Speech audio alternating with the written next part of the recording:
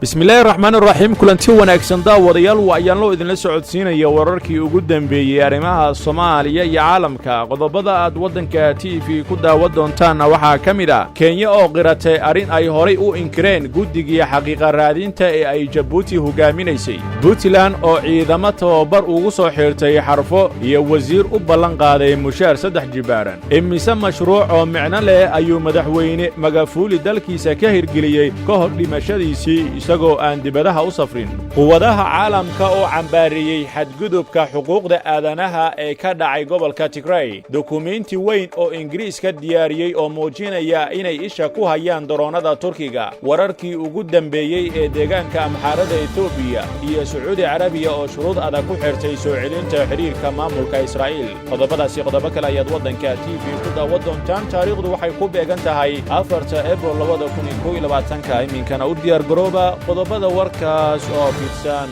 haddii aad nagu cusub tahay daawade subscribe saar wadanka TV oo program baleelka si aad u noqoto qofka ugu horeeya ee daawada wararka tayada leh aynu halkaan idin soo gelino haddii saaxiibadeena nagu tixana ka mid tahay la wadaag saaxiibadaada kale si saaxiibadeena cusub uga mid noqdaan like-tan ha naga hilmaamina aynu ku bilowno marka hore saxaafadda Kenya oo badashay wajahadii ay ka eegeysay Cabdirashiid Janan ayaa qiratay arin ay Kenya horay u diidaneen isla markaana ay xitaa inkireen guddiga xaqiiqa raadinta ahaa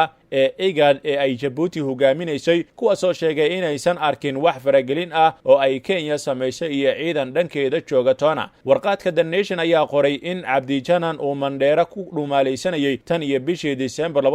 2019 isagoo baxsad ka ahaa dawladda federaalka Soomaaliya oo ka soo fakaday waxa uu ku dhuumanayay magaalada Mandera waqooyiga Kenya kadib markii uu ka soo baxsaday xabsi ku yaala Muqdisho bishii December 2019 ayaa lagu qoray wargeyska intaasi kuma eekaanay waxa uu kala qiray arin ay iska indhatiri jirtay dawladda Kenya oo martigelinaysa Cabdi Janan iyo maleeshiyaadkiisa taasoo ahayd in dhowr jeer ee dadweynuhu ka soo dacwoodeen in aysan Mandera hayn karin maleeshiyad hubaysan isdhiibistiisu waxa ay nafis u noqonaysaa dadweynaha Mandera oo Cabdi Janan halis amaan oo dhawaanahan ku ahaa ayuu raaciyay wargeyska The Nation oo sidoo kale qiraya in dagaaladii halkaasi ka dhacay ay magaalada ay saameeyeen waxa ay kala qoreen in ninkani uu wiiqmay oo uusan haysan xal kale oo aan ka ahayn inuu isdhiibo waxay kaloo carabaabeen xerada uu saldhigga ka dhiganayay oo ay ku sheegeen kabada Camp taasoo ay sheegeen inaan weli la xirin xitaa markii uu warkani cusub oo soo baxay Kenya ayaa ku doodaysa inaysan gabaad siinin wax maleeshiyad Soomaaliyeed ah iyadoo aad u inkiri jirtay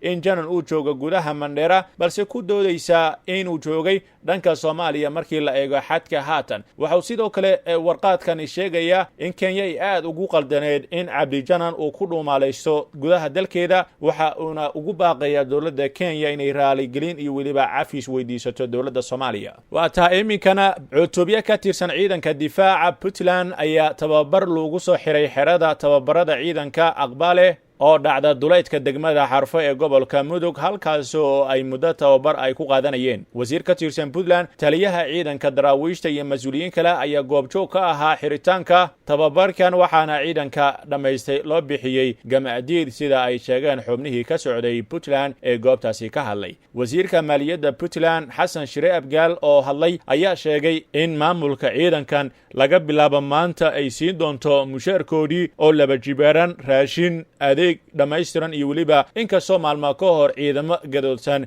ay qabsadeen duleedka xarfo hagaagwata iminkana madaxweyne John Magufuli waxa uu Tanzania ka dhigay wadan dakhligiisu dhaadhaxaad yahay waxa uu diiday $10 bilyan oo ama ahaan Shiinuhu u siin rabay ma uusan aadin safarad dawladeed oo ka baxsan qaaradda Afrika waxa uu hoos u dhigay tirada golaha wasiirada oo markii hore ahay 30 kana dhigay 19 wasiir waxa uu ka mamnuucay saraakiisha dawladda safarada dibadda isagoo joojiyay canshuur dhaafka Magufuli waxa uu ku amray shirkad Ingiriiska laga leeyahay oo lagu magacaabo Acacia Mining macdan sharci darro ahna ka guran jirtay Tanzania inay bixiso adduun dhan $193 bilyan si loo qiimeeyo dahabka ay ku dhoofineysay Tanzania iyo 3 meelaha macdanta laga qodo in ka badan 250 container oo ay lahayd shirkadaasi ayaa lagu qabtay dekada Dar es Salaam waxa ay bixiyeen 300 milyan iyadoo siisay Tanzania 16% lahaanshiyaha 3 miino oo macdanta laga qodayay sanadkii 2016 waxa uu soo bandhigay waxbarashada bilaashka ah ee iskuulada dawladda waxa uu helay amaba uu ku guuleysay 6 dayuuradood oo ah Air Tanzania waxa uu ballaariyay terminalka saddexaad ee Julius Nyerere International Airport waxa uu dhisay Tanzania Eastern Railway Mafugali Julius Nyerere Ubungo Interchange mashruuca dabaysha tamarka dhalinta mashruuca isbitaalka Uhuru warshad soo saarista dahabka iyo terminalka basaska Magufuli Dr. John Magufuli aad ayuu wax kaga qabtay kaabayaasha dhaqaalaha waxaase lagu eedeeyaa xadgudubyada xuquuqda aadanaha iyo caburinta mucaaradkiisii agaagwaata iminkana dalalka hodanka ah ee ugu dhaqaalaha roon dunida ee ururka ay ku midaysan yihiin magaciisa loo soo gaabiyo G7 ayaa sheegay inay aad uga walaacsan yihiin wararka tibaaxaya xadgudubyada xuquuqda aadanaha ee ka dhacay gobol culaadu ka taagan tahay ee Tigray ee dalka Ethiopia dalalkaasi oo ay ku jiraan Ingiriiska Mareykanka iyo midowga Yurub ayaa ku baaqay in la baaro dambiyada la soo wariyay oo cidda mas'uuliyadaasi lehna lala xisaabtamo waxa ay sidoo kale ku tirtirsiiyeen Eritrea inay ciidamadeeda ka garab dagaalamaya ciidamada Ethiopia ay kala baxdo gobolka Tigray labada dal ciidamadooda ayaa lagu eedeeyay falal badan oo ku tumasho xuquuqda aadanaha ah waxa kamid ah rayid wadar loo laayay kufsi farataysi iyo waliba ku gabood fal lagula kacay dad qaxootiya barnaamijka baaritaanada ee Africa Eye ayaa sidoo kale helay cadeymo tibaaxaya in militariga Ethiopia ku kacay xasuuq lagu dilay ugu yaraan 15 rag ah Eritrea waxa ay ku gacan saartay eedeymahaasi halka ra'iisul wasaaraha Ethiopia oo hore u beeniyay in rayid lagu laayay gobolkaas dagaalka ayaa bilowday bishii November markii ururka TPLF ay qabsadeen saldhig military oo ku yaala gobolkaasi ra'iisul wasaare Abiy Ahmed ayaa kolkaasi amar ku bixiyay in la qaado hawlgal military oo ka dhan ah ururkaasi xisbiga TPLF ayaa ka talinayay gobolka balse waxa Abiy ay isku sheegeen waa qaabkii uu ku doonayay inuu ku kordhiyo awoodda dawladda dhexe boqolaal rayid ah ayaa lagu dilay 10,000 oo kalena way qaxeen tan iyo intii uu dagaalka bilowday xoogaga Tigrayga ayaa sidoo kale lagu eedeeyay tacadiyo xuquuqda aadanaha ah waanu dhaleeceynayna dilka rayidka kufsiga duqaynta aan loo meeldayin ee barakicinta dadka degan Tigrayga iyo qaxootiga reer Eritrea ayaa lagu yiri warbixin ururka G7 soo saaray warbixintu waxa ay intaasi ku dartay waa mahuraan in la helo baaritaan hufan oo madax bannaan oo dhanna u xaglinayeen oo lagu sameeyo dambiyada la sheegay in ay dhaceen cidii ka mas'uulka ahna gaboodfalada xuquuqda aadanaha lidka ku ah waa in lala xisaabtama warbixinta waxa wada jir u soo saaray wasiirada arrimaha dibadda ee G7 iyo wakiilka midowga Yurub waxaanu sidoo kale tibaaxayeen walaaca ay ka qabaan cuntayarida ka sii daraysa waxaanay ku baaqeen in gobolkaasi degdeg ah oo hakin aan lahayn marin loogu furo gargaarka aadanimada kumanaan qof ayaa ka firxaday Eritrea sanadihii u dambeeyay sababta ugu weyn ee ay u qaxeen waxay ahayd in ay ka carareen askarayn qasab ah oo qofka ciidanka ku jirayo muddo ilaa 20 sano ah toddobaadkii hore ayaa shaqaalaha gargaarka ah ee qaramada midoobay ay gaareen 2 xero oo ku yaala gobolka Tigray oo ay ku jiraan qaxooti Eritrean ah oo qiyaasii tiradoodu tahay 22,000 qof waxay sheegeen inay xeryaha Shimbelma iyo waliba Hetsatis gabi ahaantood la burburiyay oo goobihii iyo waliba agabkii lagu fidinayay gargaarka aadanimadana la bilaqaystay waa taa iminkana dukumeenti ay leedahay wasaaradda gaashaandhigga Ingiriiska ayaa muujinaya si ay dalkaasi muhiim ugu tahay inuu samaysto daroonada hubeysan oo la mid ah kuwa Turkigu sameeyo ee burburiyay hanaanadii daafaca cirka ee Liibiya Syria iyo waliba Nagorno-Karabakh dukumeentigan oo haatan la shaaciyay ciwaankiisuna yahay gaashaandhigga casriga ah hardanka ah ayaa waxa ku qoran aragtida 2030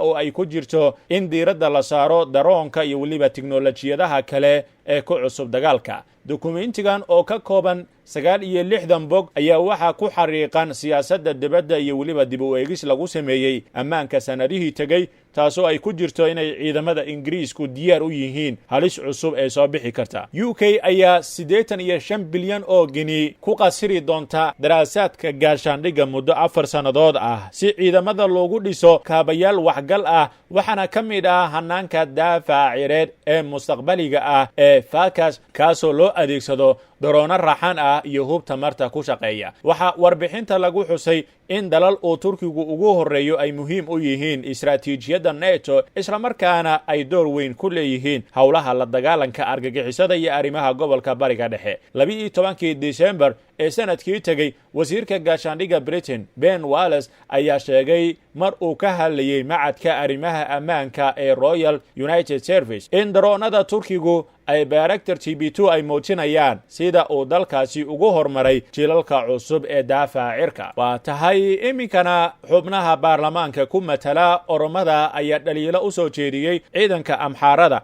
waxa ayna sheegeen in shacabkii Oromada ay leynayeen kadibna ku shaabadeynayaan jabhadda Onag Shane. xubin kale oo baarlamaanka ka tirsan ayaa sheegay in dagaalka waqooyi ee gobolka Wolo ka socda u dhaxeeyo ciidanka gaarka ah ee Amxaarada iyo shacabka Oromo ee gobolkaasi ku dhaqan. Abiy Ahmed ayaa difaacay ciidanka gaarka ah ee Amxaarada. meeshii la rabo ayaa loo howlgelin karaa ciidanka Amxaarada. deegaanka Tigreega daayay midka Soomaalida ayaana geynaynaa haddaan rabno ayuu yidhi Abiy Ahmed mar uu ka hadlayay ciidamada Amxaarada iyo weliba eedeymaha la xiriira joogitaankooda Tigreega. ugu dambeynna wasiirka arrimaha dibadda ee boqortooyada Sacuudiga ayaa sheegay in heshiiska suurtagalka ah ee soo celinta cilaaqaadka Israa'iil ee ku xiran yahay horumarka geedi socodka nabadda Falastiin. Amiir Faysal bin Farxaan oo la hadlay warbaahinta CNN ayaa sheegay in xiriirka Israa'iil oo caadi laga dhigo ay keeni karto faa'iido baaxad leh oo gobolka guudan u ah. waxay aad u caawin lahayd gobolka dhaqaale ahaan, bulsho ahaan iyo dhaqanka amniga, ayuu ku yidhi